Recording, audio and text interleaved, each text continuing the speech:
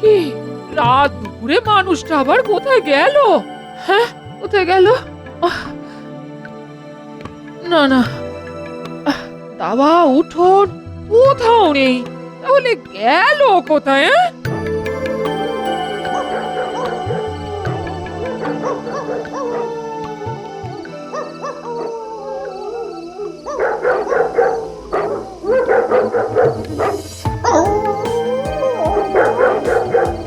এখনো তো ফিরলো না, কোথায় গেল?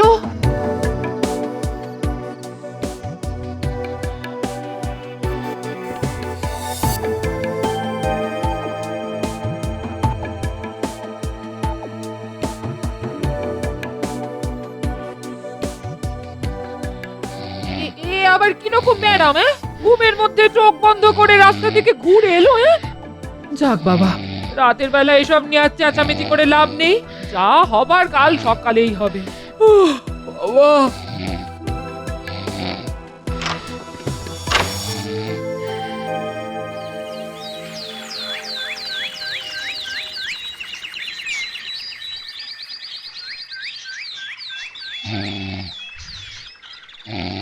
এই আই আই আই, ওঠো ওঠো ওঠো তো। এই ভোরবেলায় ধাক্কা মারছো কেন? শিগগির ওঠো, তোমার সঙ্গে আমার কথা আছে, ওঠো। ধুত্তেরি, ভোরবেলায় ঘুম ভাঙিয়ে বলছে কথা আছে। বলো কি কথা? বলি কাল রাতের বেলা ঘরের দরজা খুলে কোথায় গিয়েছিলে? রাতের বেলা ঘরের দরজা খুলে এইসব কি বলছো বলো তো তুমি? তোমার কি মাথা খারাপ হয়ে গেছে? কাল রাতে ঘরের বাইরে যাওনি? না, যাইনি। তাহলে তোমার পায়ে কাদা এলো কি করে? এই দেখো দেখো দেখো দেখো, নিজের চোখে দেখো। তাই তো, পায়ে কাদা এলো কি করে? প্রতিদিনকার মতো কালও তো পা ধুয়ে শুয়েছিলাম। তাহলে তুমি বলো, বাইরে যদি না যাবে তাহলে পা ভর্তি কাদা কেন? তাই তো, পা ভর্তি কাদা কেন? সে তো তুমি বলবে। কোথা থেকে পা ভর্তি কাদা নিয়ে এলে? সত্যি বলছি গিন্নি, মাথায় কিছুই ঢুকছে না। হায় হায় হায়, এ কি হলো? তবে নিশির ডাক! হায় ভগবান, আমার কপালে আবার কি উপদ্রব শুরু হলো? হায় গিন্নি হায় হায়। বলছে ঘর থেকে এ কি বেরিয়ে হলো? গিয়েছিলাম, নিজের চোখে দেখছি পায়ে কাদা। ধুত্তুরি, এসব যে কি হচ্ছে!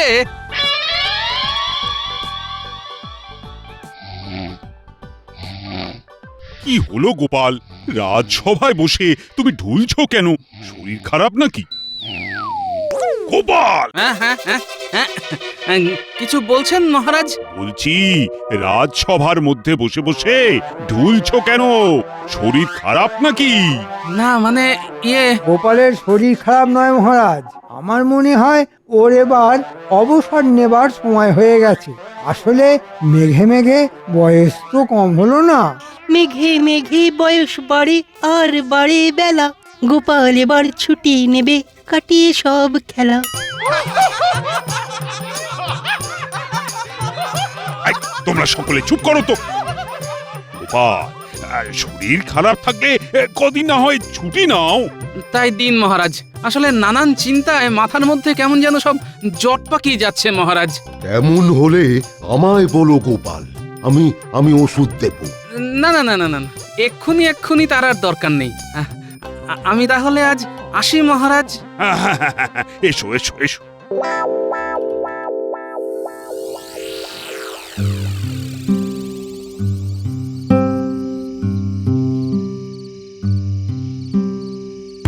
আরে এত রাতে গোপাল দাদা এখানে কেন? হয়তো মহারাজের কাছে কোনো গোপন কাজ আছে। ঠিক বলেছিস, তাহলে আর কথা না বাড়িয়ে যেতে দে।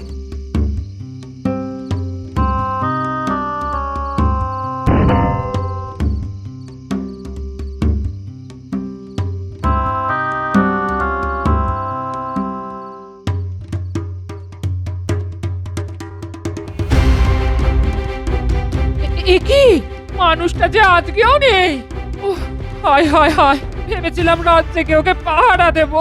আর কখন যে এই পোড়া ঘুমে মরার মতো ঘুমিয়ে পড়েছিলাম। ধুত্তেরি, কিন্তু কিন্তু মানুষটা গেল কোথায়?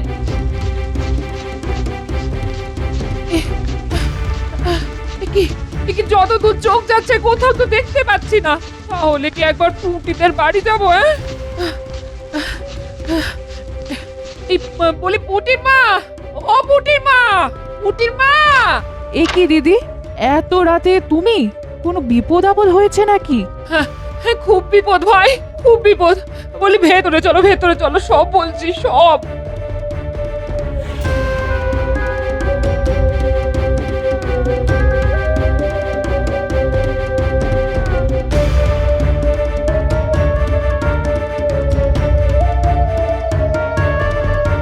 কে কে কে ওখানে?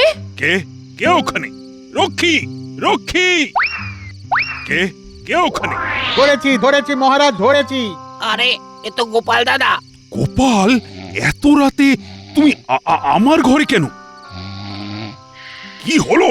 আমার কথা শুনতে পাচ্ছ না? গোপাল! আমি কোথায়? ওফ! কোথায় আবার? আমার ঘরে।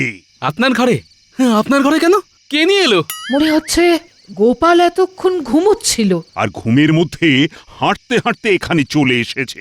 শোনো, গোপালকে ওর বাড়ি পৌঁছে দিয়ে এসো। চলো চলো গোপাল দাদা, তোমাকে বাড়িতে পৌঁছে দিয়ে আসি, চলো। তাই চলো ভাই, বড্ড ঘুম পাচ্ছে।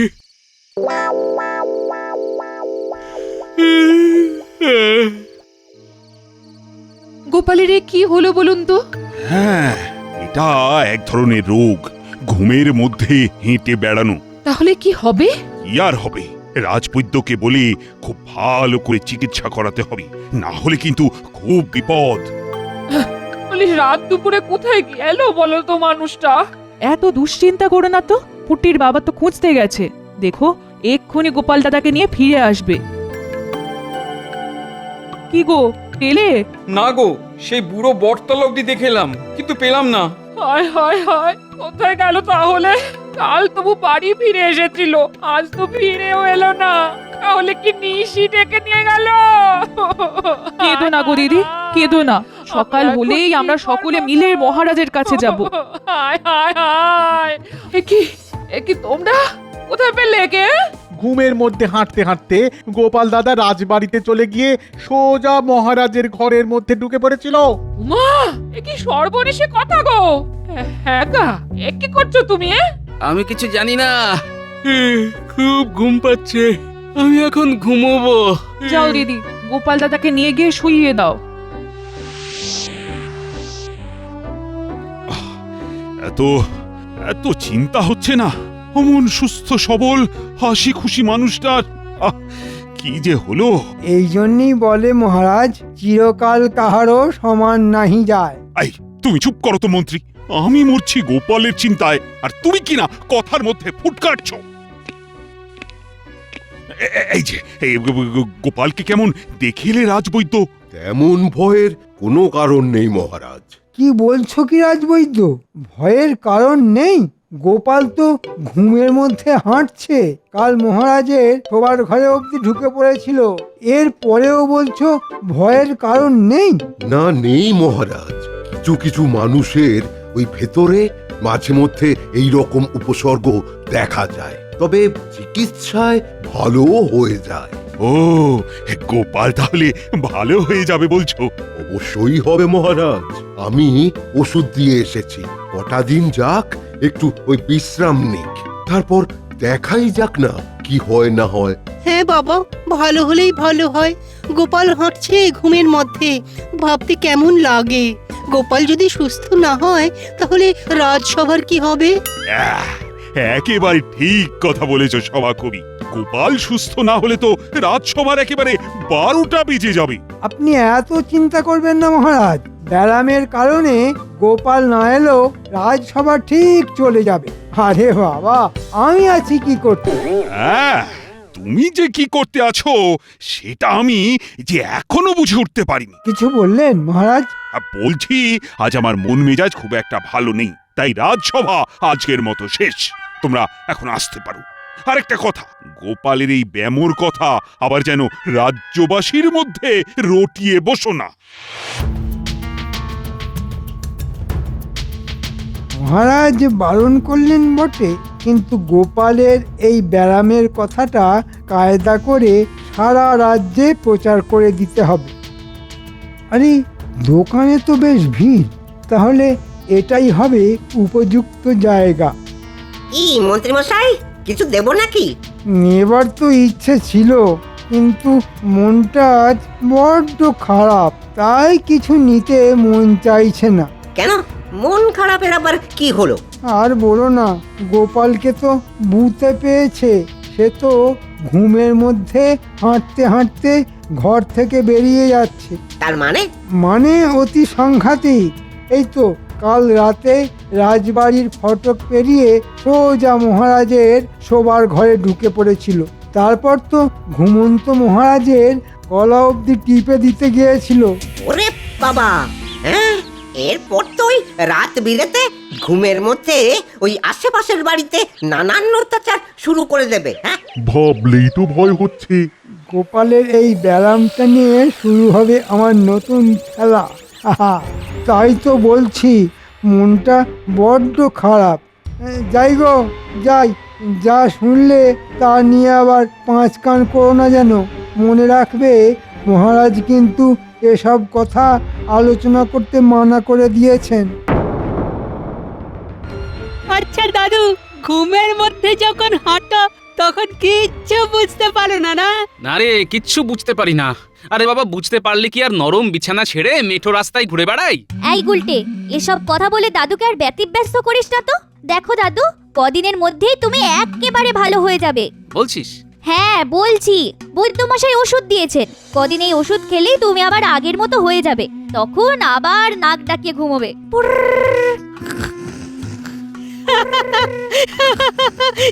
বাবা পুঁটি, কি দারুণ নাক ডাকতে পারিস রে তুই।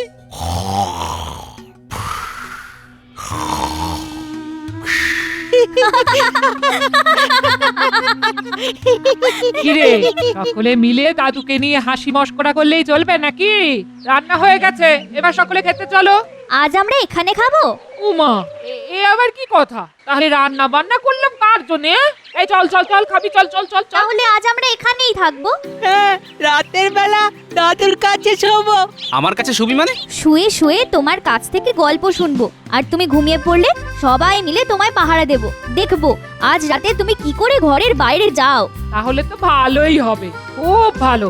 থাক তো কটা রাত তোদের দাদুকে পাহারা দিতে। হুররে! কি মজা, কি মজা!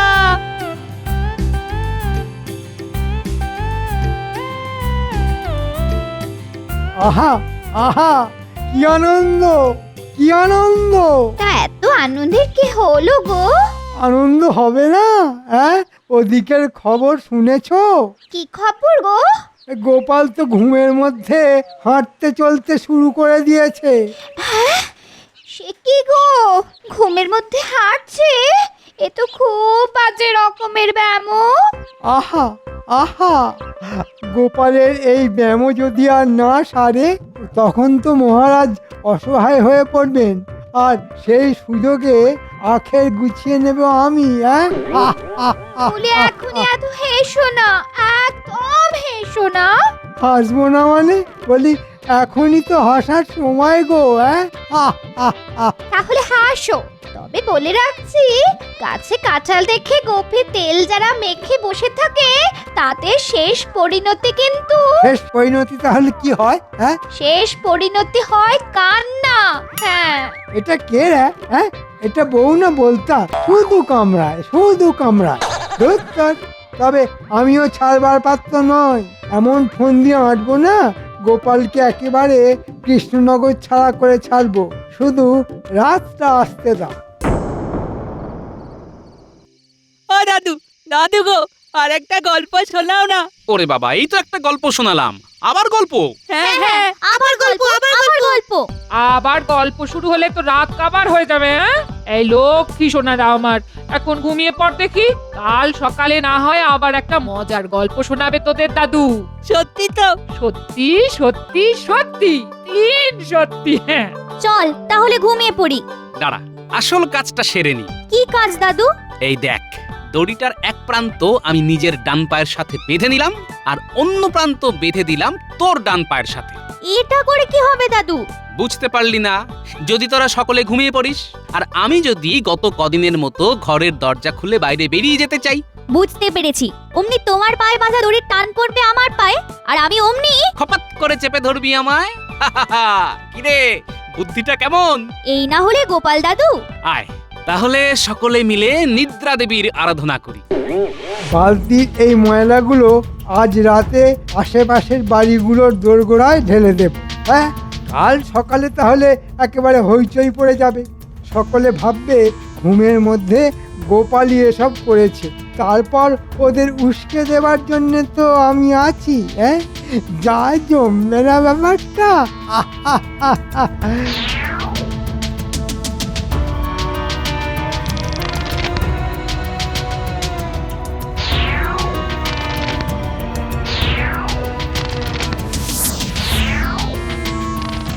যাক বাবা, বেশ কটা বাড়ির দরজায় জঞ্জাল ঢেলে দেওয়া গেল। এখন কি করি, এখন কি করি, আবার কি করি? বাহ, কি সুন্দর ফুলের বাগান।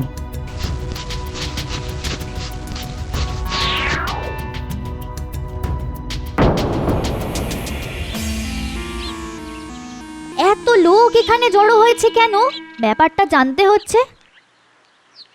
কি বিচ্ছিরি ব্যাপার বলো তো, সকালবেলা দরজা খুলে দেখি দরজার সামনে পচা জঞ্জাল। আরে তোমরা দরজার কথা কি বলছো? আমার দরজা খুলেও তো ওই একই অবস্থা। মাছের কাঁটা, মাংসের হাড় সব পড়ে আছে। ছি ছি ছি ছি ছি, সাত সকালে নিজের হাতে ওই জঞ্জাল পরিষ্কার করতে হলো আমায়। জানো, আমার সাধের বাগানটা একেবারে তছনছ করে দিয়ে গেছে। অমন সুন্দর ফুল গাছগুলো একেবারে ভেঙে চুরে মাটিতে শুয়ে পড়েছে। আচ্ছা, এসব কে করতে বলো তো? আমার মনে হয় ঘুমের মধ্যে গোপালই এসব অপকর্ম করে বেড়াচ্ছে। তাহলে তো মহারাজের কাছে গিয়ে গোপালের নামে নালিশ করতে হয়। যাক, উস্কানোর প্রাথমিক কাজটা হয়ে গেল। এরপর এমন অবস্থা করে ছাড়বো যে প্রজাদের নালিশ শুনতে শুনতে মহারাজ গোপালকে এই কৃষ্ণনগর থেকে তাড়িয়ে দিতে বাধ্য হবেন। কি মন্ত্রী মশাই, আরে চুপ করে আছেন কেন? কিছু বলুন। হ্যাঁ হ্যাঁ, নালিশ তোমরা করতেই পারো। খামোকা এরকম অত্যাচার কদিন আর সহ্য করা যায়? তাহলে চলো চলো চলো, সবাই মহারাজের কাছে যাই, চলো। যাই, এক্ষুনি গিয়ে গোপাল দাদুকে খবরটা দিয়ে আসি। ভুলিস কি রে পুঁটি, আমি তো কাল সারা রাত ঘরেই ছিলাম, তবুও আমার নামে এই বদনাম। আমার মনে হয় তোমার বদনাম করার জন্য কেউ জেনে বুঝেই এই কাজ করছে। ঠিক বলেছিস। আচ্ছা, কে করতে পারে বলতো? সেটা ঠিক বলতে পারবো না, তবে একটা প্রশ্ন আমার মনে খুব জাগছে। কি প্রশ্ন? মন্ত্রী মশাই হঠাৎ করে উদয় হয়ে ঘুমের মধ্যে গোপালই এসব অপকর্ম করে বেড়াচ্ছে বললো কেন? ঠিক আছে, তাহলে আজ রাতেই পর্দা ফাঁস করব আমি। তোরা শুধু আমার সঙ্গে থাকিস।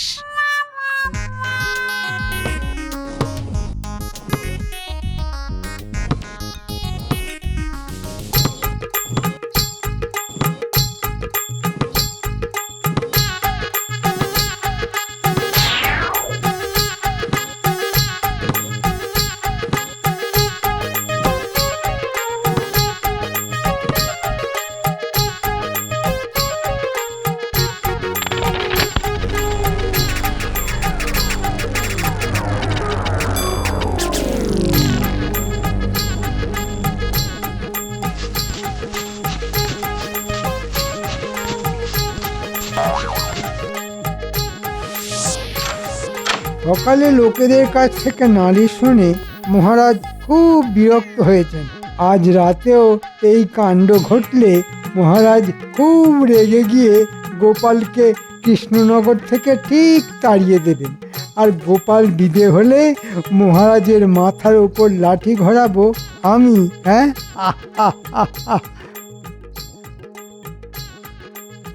আরে আরে আরে এই এই বাঁচাও বাঁচাও, আমি গর্তে পড়ে গেছি, বাঁচাও বাঁচাও। বাঁচার তো পথ নেই, জম যে সম্মুখে দাঁড়িয়ে আছে। কি মন্ত্রী মশাই, আমাকে বদনাম করার জন্য এসব অপকর্ম তাহলে আপনারই?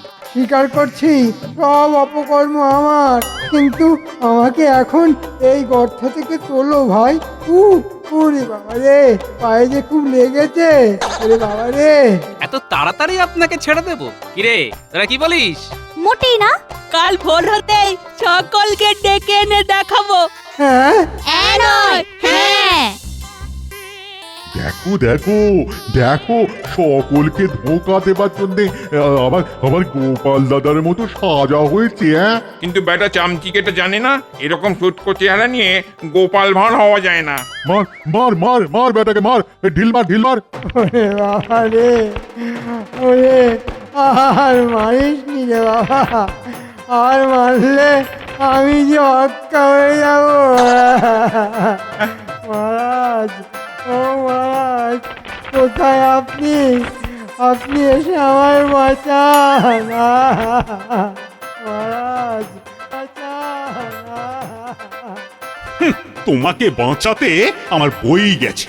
তুমি যেমন শয়তান, তেমন উপযুক্ত তোমার শাস্তি হচ্ছে। কি বলো গোপাল?